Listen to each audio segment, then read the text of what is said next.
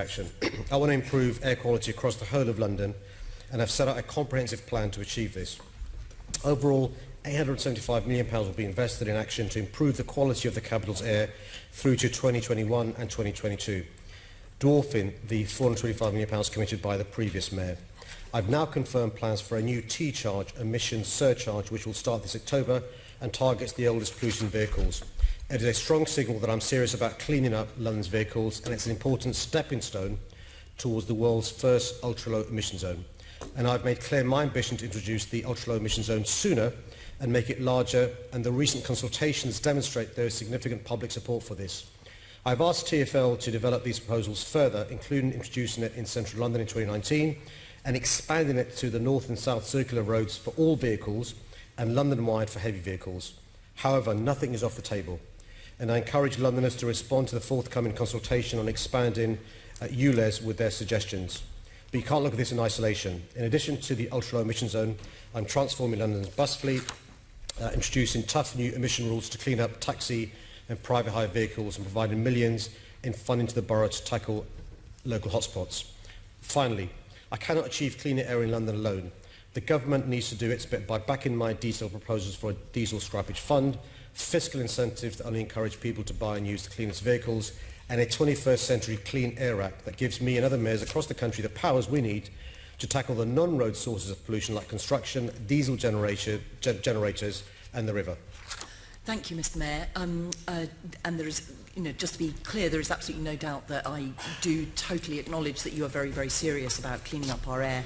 And I was very glad to hear you say that nothing is off the table. That will give people a lot of hope. What I wanted to ask was, before you ran the second ultra-low emission zone consultation, did you undertake a feasibility study into the option of a properly London-wide ultra-low emission zone for all vehicles, not just lorries? We looked at the responses received from the first consultation. Could I just explain? So people were asked, I first consulted after I was soon elected, were asked to provide their views on providing the ULEZ for light and heavy vehicles in two questions in the July 2016 consultation. By opting for London-wide for both questions, someone could indicate they wanted a London-wide ULEZ for all vehicles, as your question suggested. Around 31% of respondents who answered both questions did this. I'll give you a comparison. 71% supported all vehicles up to the north and south circular. Just to give you an idea of the different responses we received. And we ran with that, but also the areas with the worst pollution are primarily in central and inner London, as well as the strategic road network in outer London. And we think our solution addresses where the worst problems are, but also takes on board the responses we receive from the public. Mm-hmm. Is there actually a document, was there actually a study on the effects of doing it for the whole of London? There are, I've got the numbers here. I'm sure we can share it with you. Don't run through the numbers now, but if I could have, if it's possible to have those, that would be fantastic. Thank you.